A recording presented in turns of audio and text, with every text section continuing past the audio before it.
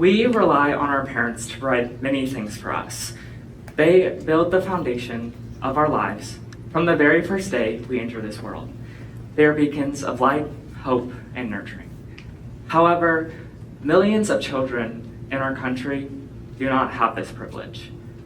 In the United States alone, over 19 million children live with at least one parent with a substance use disorder. That is 1 in 4 children, aka over double the population of New York, and enough to fill a 17,000-seat stadium over 270 times.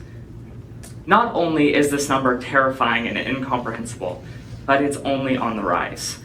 According to this chart, published by the Journal of American Medical Association's Pediatrics, the number of children placed in foster care due to parental drug addiction has more than doubled from 2000 to 2017, and it's only increased since then. The harmful dynamic that substances bring into a household can lead to physical and mental disorders, unhealthy coping mechanisms, and even cyclic addiction. This is not just a public health crisis, it's a childhood crisis. Parental drug addiction can be a serious detriment to a child's life physically and mentally. According to this pie chart, almost 80% of child maltreatment cases involve drugs or alcohol.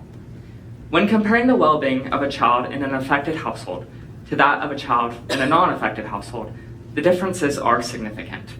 A 2012 study done by Masa Sarek, a researcher at the National Institute of Public Health Slovenia, finds that children with addict parents are far more likely to have suicidal tendencies, have mental illnesses like anxiety and depression, as well as physical problems, often from neglect, more than children with normal parents. These conditions are formed from negative behaviors and routines, putting the child's life, and therefore their health, at risk. Not only are these detriments prevalent, but they often go untreated. Most children affected do not know the extent of their ails, and do not seek help. Even if they do, the parent may brush off their concerns. Furthermore, there is a clear link between drug usage and violence, causing rates of domestic violence to be far higher in households such as these, which clearly subtracts from a child's well-being.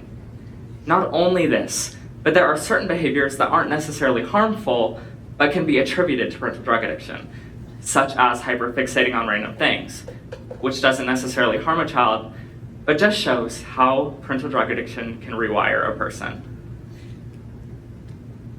Furthermore, attachment theory is a major topic when discussing the effects of parental drug addiction. Attachment theory explores how numerous actions and behaviors shape the relationship between parent and child. Attachment styles can be seen in 4 categories: secure, anxious preoccupied, dismissive avoidant, and fearful avoidant, or most commonly seen as secure being healthy and the rest being unhealthy. Children with addict parents are likely to fall into every attachment theory category except secure. A parent with a substance use disorder is more likely to be absent or neglectful through a child's life, missing the opportunity to foster a healthy connection and therefore a healthy attachment style with their child. Unhealthy attachment styles can manifest in many ways, including a child growing resentment towards their parent or becoming unhealthily attached to their parent. An article done by Laura Lander of the National Library of Medicine reveals that unhealthy attachment styles put more stress on a child, further contributing to the risk of anxiety, depression, and other physical and mental conditions. Furthermore, a parent with a substance use disorder disrupts a child's day-to-day schedule in life. For example, a parent and child's core roles may switch. A child may spend their day cleaning up beer bottles and tucking their unconscious parent into bed instead of doing childlike activities like homework or being with friends. A child may become a caretaker and throw off the dynamic we think of when we think of parent and child. Overall, a healthy attachment style must be maintained to keep a child healthy, something that is very rare to see when a parent has a substance use disorder. Next, children of addicts are much more likely to become an addict themselves later in life than their peers. When faced with a hard life, depression, anxiety, health conditions, it is no wonder that up to 72% of children who experience parental drug addiction are estimated to use substances later in life. When faced with hardships, children of addicts often become what they hate, which has caused them to be where they are in the first place. This is dangerous, as they might have children and project their addiction onto them, causing a cycle of harm, despair, and depression. This cyclic addiction is a real problem many families face for generations, and takes a very strong action to change and break the cycle. Furthermore, cyclic poverty is deeply intertwined with this. There is a link between economic status and drug usage, making those in unfortunate economic positions more likely to fall into the trap of addiction. These cycles combined can be vicious and sink their teeth into families for years.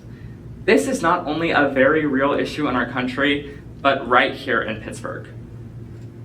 According to the NDASA, law enforcement responded to over 50 drug overdose cases in Pittsburgh in 2022, a 15% increase from 2021, and a large number for the city a size of ours. Furthermore, in 2021, 35% of Crawford County high schoolers said they had experimented with some kind of drug, and there was a 10% increase in heroin seizures. As a society, but especially in our area, we carry a large stigma towards homelessness, which is clearly linked to drug usage. This tweet from the Citizens of Pittsburgh Facebook page echoes many individuals' opinions on this topic. If I could just read an excerpt. It's your choice to not have a job. It's your choice to be homeless. It's your choice to steal. This couldn't be further from the truth. Once placed into homelessness, especially from drug addiction, finding your way out is one of the hardest things you can do. We must realize that these hate speeches and disregardment will not stop the problem. It's scary to think about how close this issue is to us, but when we take a closer look, we're not doing much to fix it.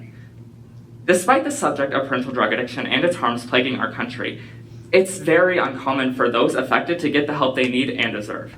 According to the American Addiction Center, out of the 54.2 million people aged 12 and older who struggle with drug addiction, only 23.6% get proper help. You may be asking, if this is such a widespread problem, why isn't there a bigger push for support and aid for these individuals? And while that is a valid question, there are numerous factors that go into the lack of support. A major factor is cost. Many cannot afford to go to rehab and don't have the insurance to cover it. A medical detox alone can be up to $700 without insurance. Many don't have the means or time to go up for weeks at a time to rehabilitation programs. Furthermore, time-consuming programs risk a person's job security. There are also environmental factors that go into this.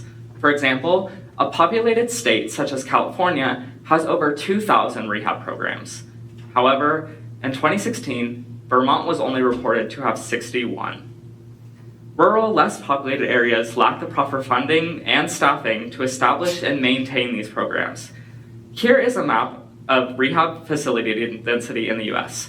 As we can see, several states, including Kansas, are severely lacking rehab centers, and this map doesn't take into account affordability or quality. Combining this with the lack of public transportation in these areas, it is clear to see that rehabilitation is not an easy thing to obtain or achieve. Moreover, many individuals may find the aspect of healing embarrassing, with individuals worrying about their privacy, job, families, and religion. There is a severe lack of support for those with substance use disorders in our country, but without support, children continue to suffer from parental drug addiction. Despite the limited resources, there are always ways to overcome parental drug addiction and heal an affected family. There are multiple resources and countless hotlines available for families to help get started with the healing process. A major part of healing a loved one or family member to start the rehabilitation process relies on members of the family. According to the Gateway Foundation, friends and family play a major role by holding the person with a substance use disorder accountable. There are multiple ways to do this, including staging interventions or giving the person space when needed. Having a strong support system is essential when discussing rehab. It takes an entire connected family to start the rehabilitation process. In all, it requires a massive amount of accountability and self-control to overcome addiction, but it's necessary to maintain a healthy household and avoid the negative effects of a home riddled with addiction. The negative effects, as I've hopefully displayed today, drug addiction and its negative effects on children are seen throughout not only our country, but our history. and will continue to run rampant if we as a society don't make any contributions to give the proper support needed to those who are affected by this every day. This includes making rehabilitation more accessible through cost and region. It's heartbreaking to imagine how many children are affected by this status quo every day. Whether we are outside entities or those affected, we must make a change to end this inherited silence. Thank you.